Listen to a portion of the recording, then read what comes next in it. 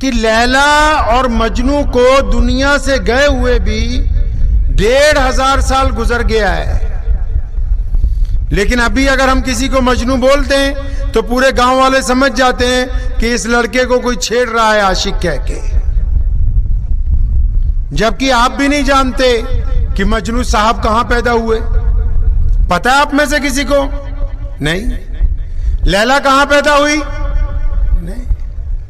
اکثر لوگوں کو نہیں پتا، لیکن میرا کہنے کا مقصد یہ کہ عشق میں، محبت میں یہ طاقت ہے کہ 1 صدی سے زیادہ، کئی صدیاں گزرنے کے بعد بھی ان دونوں کا نام اس طرح زندہ ہے، اور صرف مسلمانوں میں ہی نہیں، پوری دنیا کے لوگوں میں، اور صرف بھارت کے لوگوں میں ہی نہیں، ہر ایک رنگ اور زبان کے لوگوں میں کوئی کسی کو لیلا مجنو کہتے تو وہ سمجھ جاتے ہیں کہ محبت کی بات ہو رہی ہے۔ اب وہ جو مجنو تھا اس کا نام قیس تھا، عرب میں پیدا ہوا، یاد رہے گا آپ کو نام اس کا نام کیا تھا؟ قیس۔ اور جو لیلا تھی، یہ جو رات ہے نا، رات، عرب کی زبان میں رات کو، اندھیرے کو لیلا کہتے ہیں، لیل۔ قرآن پاک میں سورت بھی ہے نا لیلۃ القدر کے اوپر، مطلب یہ رات کو، اس کالی چھت کو لیل کہتے ہیں۔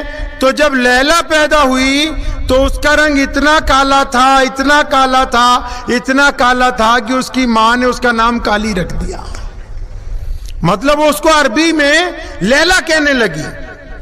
لیکن جب لیلا بڑی ہوئی، مجنو بڑا ہوا، اب جب دونوں میں محبت ہو گئی تو پھر ان کا جب چرچا بازار میں عام ہوا تو جو اس علاقے کا جو بڑا آدمی تھا، یا اس دور کا کوتوال ہوگا، یا گاؤں کا جو بڑا آدمی ہوگا، چودھری یا سرپنچ، وہ ایک دن لیلا کے والد کے پاس گیا، کہنے لگا میں نے سنا ہے کہ وہ قیس جو ہے وہ آپ کی بیٹی کے ساتھ محبت کرتا ہے، تو اس کا مطلب کہ آپ کی بیٹی بڑی خوبصورت ہے، میں کم از کم ایک دفعہ اس کو دیکھنا چاہتا ہوں۔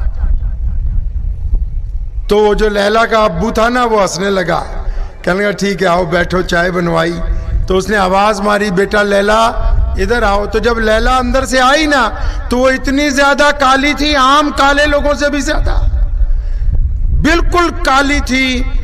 تو وہ دیکھ کے حیران رہ گیا، کہنے لگا اچھا یہ وہ لیلا ہے جس کے پیچھے قیس جو ہے وہ